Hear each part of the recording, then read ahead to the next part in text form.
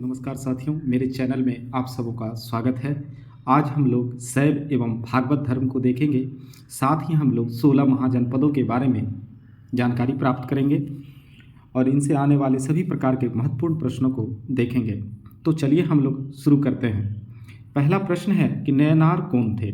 देखिए, नयनार जो है शैव उपासक थे, अर्थात भगवान शिव की पूजा करते थे।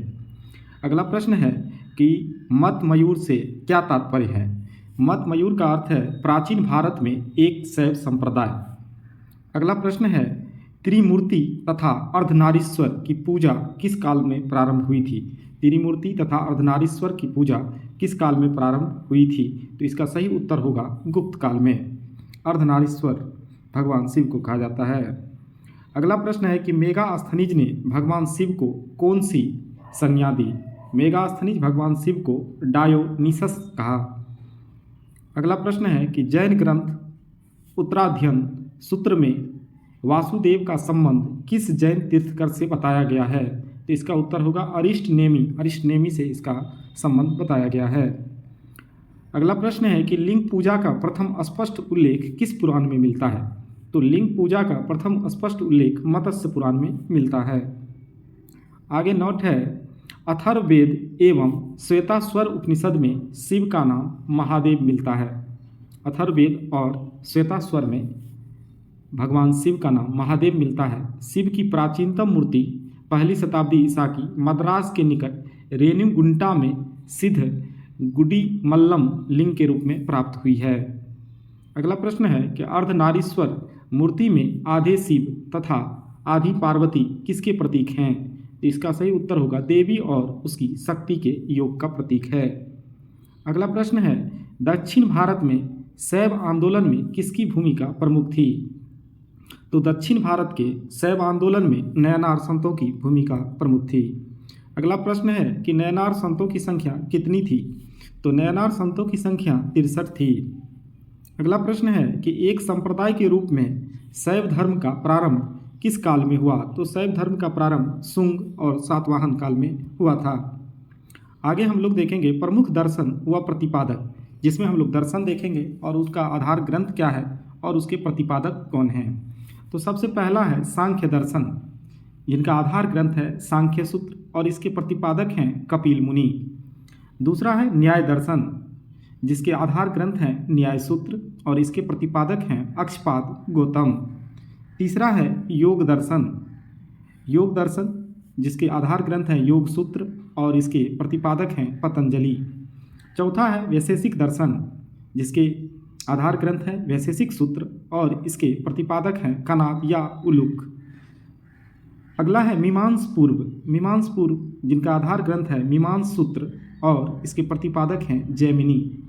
अगला है वेदांत, जिसके आधार ग्रंथ हैं ब्रह्मसूत्र और इसके प्रतिपादक हैं वादरायण। आगे हम लोग देखेंगे संप्रदाय और संस्थापक। आजीवक संप्रदाय, आजीवक संप्रदाय के संस्थापक थे मखली पुत्र गोसाल। दूसरा है घोर अक्रियावादी, इसके संस्थापक थे पूरन कश्यप। तीसरा है यदृक्षावाद, इसके संस्थापक थे आचार्य अजित या केशकाम्बलिन। अगला है भौतिकवादी, भौतिकवादी इसके संस्थापक थे पकुच कच्चायन। और अगला है अनिश्चयवादी, इसके संस्थापक थे संजय वेठलीपुत्र। आगे प्रश्न है कि भागवत धर्म का प्रवर्तक किसे माना जाता है। तो भागवत धर्म का प्रवर्तक भगवान श्री कृष्ण को माना जाता है। अगला प्रश्न है कि किस ग्रंथ में सर्वप्रथम देवकी के पुत्र कृष्ण का वर्णन किया गया है। तो सबसे पहले छांदोग्य उपनिषद में देवकी के पुत्र कृष्ण का वर्णन किया गया है। अगला प्रश्न है भागवत संप्रदाय के विकास का श्रेय किन शासकों को दिया जाता है। तो भागवत संप्रदाय के विकास का श्रेय गुप्त शासकों को दिया जाता है। आगे नोट है कि हेलियोडोरस तक्षशिला का निवासी था तथा उसके बेसन नगर में अभिलेख से वासुदेव के संबंध में वर्णन मिलता है। तो हेलियोडोरस जो था ये तक्षशिला का निवासी था तथा उसके बेस नगर अभिलेख से वासुदेव के संबंध में वर्णन मिलता है। अगला प्रश्न है कि कर्म का सिद्धांत किस दर्शन से संबंधित है। तो कर्म का सिद्धांत मीमांस से संबंधित है। अगला प्रश्न है अवतारवाद का सर्वप्रथम उल्लेख किस ग्रंथ में मिलता है। अवतारवाद का सर्वप्रथम उल्लेख किस ग्रंथ में मिलता है। तो अवतारवाद का सर्वप्रथम उल्लेख श्रीमद् भागवत गीता में मिलता है। अगला प्रश्न नोट दिया हुआ है, भगवत गीता में मोक्ष के साधन के रूप में धर्म, कर्म तथा भक्ति को समान महत्व दिया गया है। आगे नोट है, वह प्राचीन स्थल जहाँ 60,000 ऋषि मुनियों की सभा में संपूर्ण महाभारत का वाचन किया गया था, वो है नैमिषारण्य, जो सीतापुर उत्तर प्रदेश में पड़ता है। अगला प्रश्न है, भागवत संप्रदाय में भक्ति के रूपों की संख्या कितनी है? भागवत संप्रदाय में भक्ति के रूपों की संख्या 9 है, जिसे नवधा भक्ति कहा जाता है। अगला प्रश्न है कि मेगास्थनीज ने कृष्ण को किस नाम से उल्लेखित किया है? तो मेगास्थनीज ने कृष्ण को हेराक्लीज नाम से वर्णित किया है। अगला प्रश्न है कि दक्षिण भारत में वैष्णव मत का विस्तार किसने किया था? अलवार संतों ने। दक्षिण भारत में वैष्णव मत का विस्तार अलवार संतों ने किया था और शैव मत को मानने वाले संत नैनार कहलाए। आगे नोट दिया हुआ है, अलवार संतों की संख्या 12 मानी जाती है।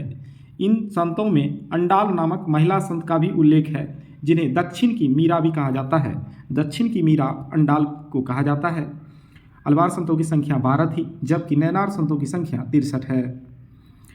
आगे नोट है कि गुप्त शासक चंद्रगुप्त द्वितीय ने विक्रमादित्य, विक्रमांक तथा परम भागवत आदि उपाधियां धारण की थी। आगे हम लोग देखेंगे 6ठी सदी ईसा पूर्व की राजनीतिक दशा। इसमें पहला प्रश्न है कि प्रथम मगध साम्राज्य का उत्कर्ष किस वर्ष हुआ था? तो प्रथम मगध साम्राज्य का उत्कर्ष ईसा पूर्व 6ठी शताब्दी में हुआ था। दूसरा प्रश्न है इसमें, मगध साम्राज्य का वास्तविक संस्थापक किसे माना जाता है? तो मगध साम्राज्य का वास्तविक संस्थापक बिंबिसार था, जिसका शासनकाल लगभग 544 ईसा पूर्व से 549 ईसा पूर्व तक रहा। अगला प्रश्न है, गोदावरी नदी के तट पर स्थित महाजनपद का क्या नाम था?